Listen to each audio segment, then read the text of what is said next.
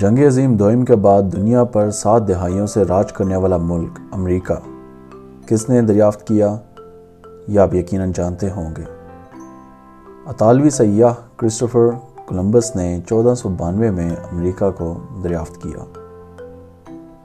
تاہم اس مہم جوئی میں اس کا مددگار و معاون دنیا کا وہ نقشہ تھا جو محمد الادریسی، مسلم عرب جغرافیہ دان، مصری ماہر اور نقشہ نگار جن کا پورا نام ابو عبداللہ محمد الادریسی الکتبی الحسنی السبتی ہے۔